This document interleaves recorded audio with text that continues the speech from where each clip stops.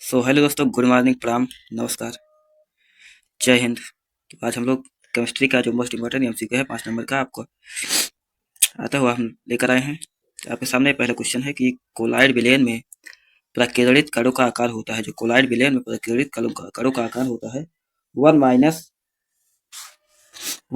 1000 nm तक होता है। ठीक, आपका बी वाला ऑप्शन आपका सही हो जाएगा।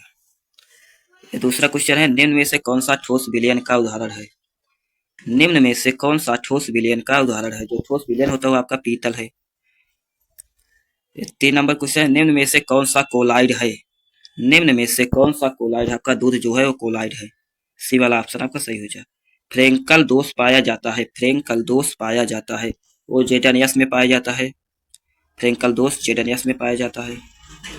निम्न में से कौन एक एन टाइप अर्धचालक है। निम्न में से कौन एक एन टाइप अर्धचालक है। सिलिकॉन और फास्फोरस आपका एन टाइप अर्धचालक होते हैं। विद्युत अपघट्य में चालकता का कारण होता है आयन होता है। विद्युत अपघट्य में चालकता का कारण आयन होता है। निम्न में से कौन सा एक प्रबल विद्युत अपघट्य है। निम्न में से कौन एक प्रबल विद्युत अपघट्य है। तो आपका NaCl एक प्रबल विद्युत अपघट्य है। ठीक, 8 नंबर क्वेश्चन है, हाइड्रोजन का मानक इलेक्ट्रोड विभव होता है। तो 0 इलेक्ट्रोड विभव होता है हाइड्रोजन का। 9 नंबर क्वेश्चन, निम्न में से कौन सा गैल्वेनिक सेल है।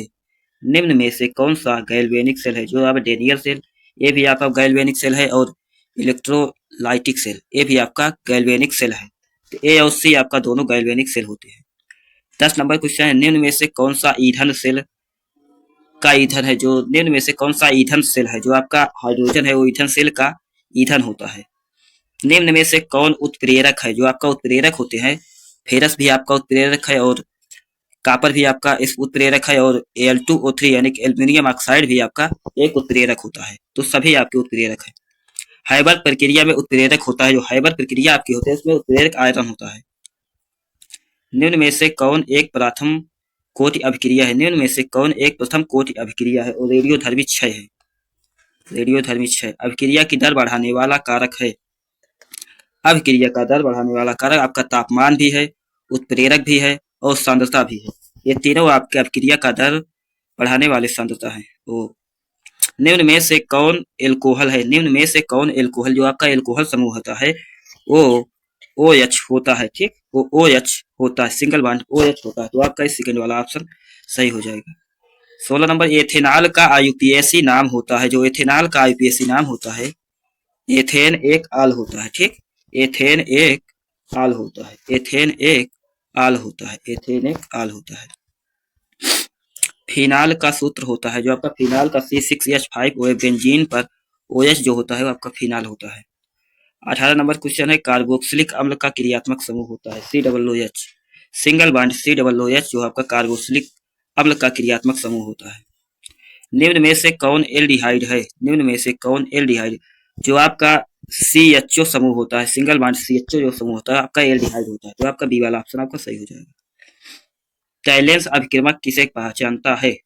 जो टैलेंस अभिक्रमक है वो किसे पहचानता है। तो वो एल्डिहाइड को पहचानता है। ठीक, 21 नंबर, ग्लूकोज एक है। ग्लूकोज एक एल्डोज होता है। ग्लूकोज एक एल्डोज होता है। सुक्रोज है। सुक्रोज जो आपका है अनपचायक शर्करा होती है। जो सुक्रोज होता है आपका अनपचायक शर्करा होती है। डीएनए की संरचना दी। जो डीएनए की संरचना किसने दी थी। तो वाटसन ने और क्रिक ने दिया था डीएनए की संरचना। वाटसन और क्रिक ने दिया था डीएनए की संरचना। प्रोटीन की संरचनात्मक इकाई है। प्रोटीन की जो संरचनात्मक इकाई होती है वो अमीनो होती है। अमीनो होता है। निम्न में से कौन विटामिन है। तो इसमें विटामिन आपका कौन है। यूरिया आपकी विटामिन नहीं होती, तो इसमें आपका विटामिन C होता है। साबुन किसका लवण है। जो साबुन आपका है वो फैटी अम्ल का लवण है। साबुन आपका फैटी अम्ल का लवण है। साबुन आपका फैटी अम्ल का लवण है।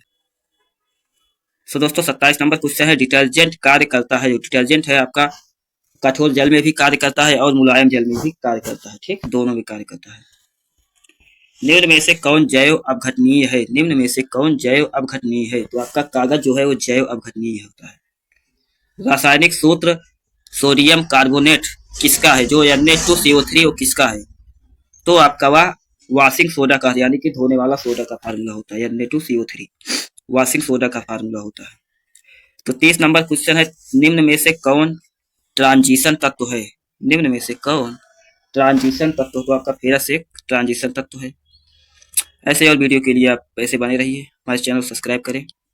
यदि आपको यह पीडीएफ चाहिए तो हमारा टेलीग्राम चैनल है, SKYT कोचिंग के नाम से टेलीग्राम चैनल है, आप जाकर उसको ज्वाइन कीजिए। नहीं तो डिस्क्रिप्शन में लिंक है, आप link direct Telegram channel join कर सकते हैं।